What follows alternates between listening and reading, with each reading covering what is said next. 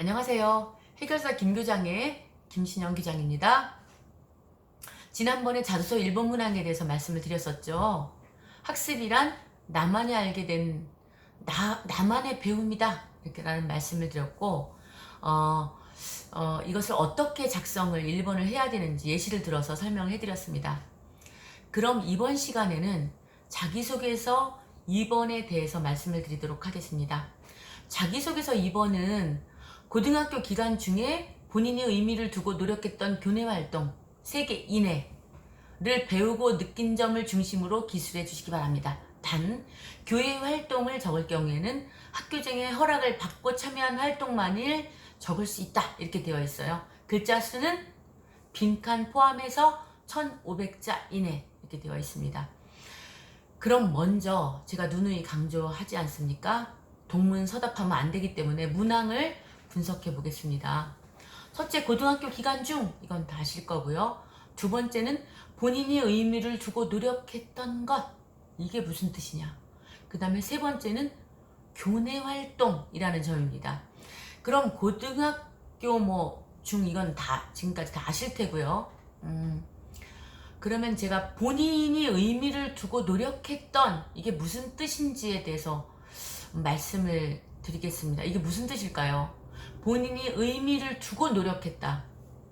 이거는 내가 그러니까 그냥 활동을 한 게 아니라 내가 무슨 생각을 갖고 활동을 했냐는 겁니다.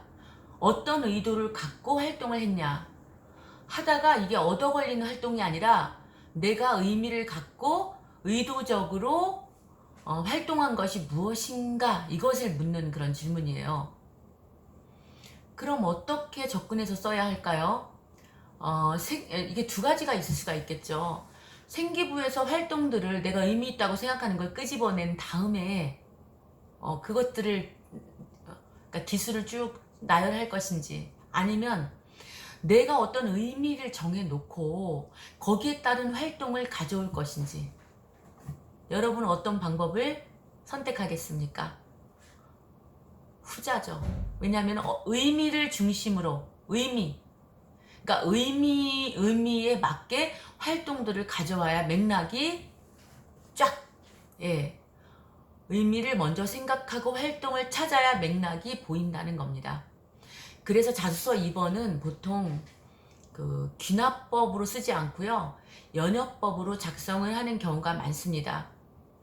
그러면 3개 이내를 쓰라고 되어 있잖아요. 그러면 여러분은 몇 개를 쓰실 건가요? 여러분이 선택은 1개부터 3개까지 쓸 수 있는 거지만 1개를 썼을 때는 너무 빈약하겠죠. 그러면 2개 혹은 3개 중에 여러분이 선택을 해야 될 텐데 각 강점과 약점이 있겠죠. 2개를 쓰게 되면 하나의 글자 수가 한 영역당 750개가 되기 때문에 한 영역에서 여러분이 어떤 의미에 대해서 그리고 활동의 의미들에 대해서 충분히 여러분의 인재상을 보여줄 수가 있을 것 같고요. 여러분이 만약에 이거를 3개로 나누어서 쓴다면 500자씩을 써야 되기 때문에 실질적으로 여러분을 보여주는 것을 잘 쓰지 못하면 어려움이 있을 수 있다. 그러나 여러분들은 2개냐 3개냐는 여러분이 선택해서 작성을 하기 바랍니다. 단지 팁을 드리자면 2개든 3개든 여러분이 제출하는 학과의 전공 적합성과 인성을 알 수 있도록 영역을 나누어서 작성해 주는 것이 도움이 됩니다.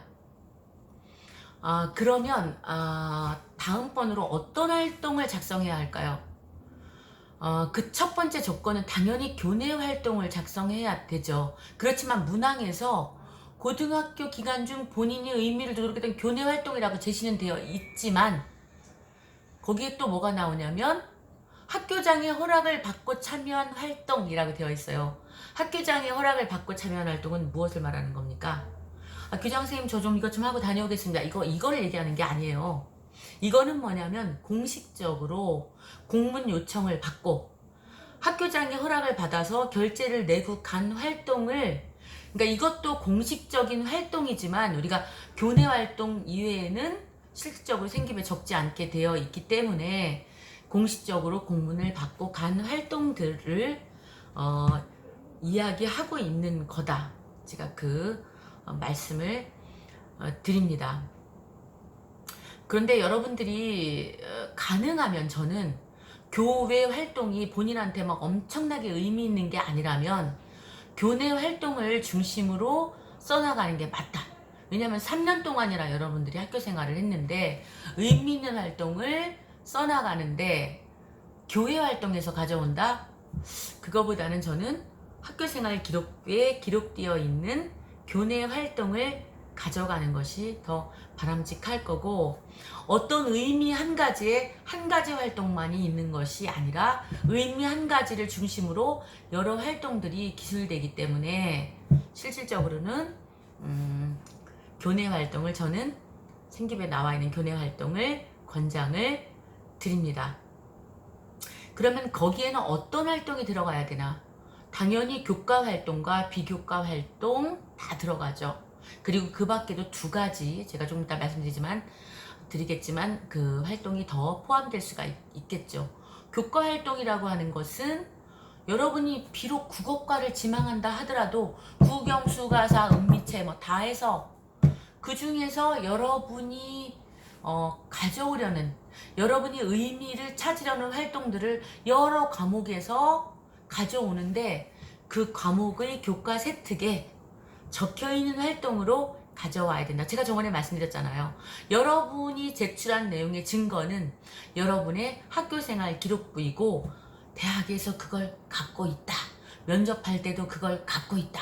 제가 그 말씀을 드리지 않습니까? 그래서 교과 활동, 그러니까 음악이라고 해서 음악교과에서만 가져오는 건 아니다. 그 말씀 드렸고요. 그 다음에 가져올 수 있는 것이 비교과 교육활동인데요. 우리가 창의적 체험 활동이라고 하죠. 그래서 자율활동, 자율활동에는 자치활동, 적응활동, 창의주제활동 했던 것들 중에서 가져올 수 있고, 그것도 생기부에 기록이 되어 있어야 되겠죠. 그 다음에 어디서 가져올 수 있느냐?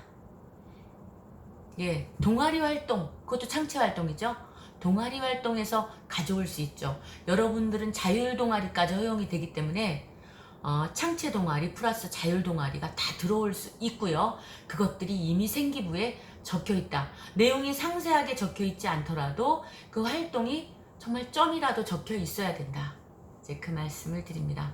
그 다음에 봉사활동, 봉사활동 역시 생기부에 들어와 있는 봉사활동에서 가져와야 된다.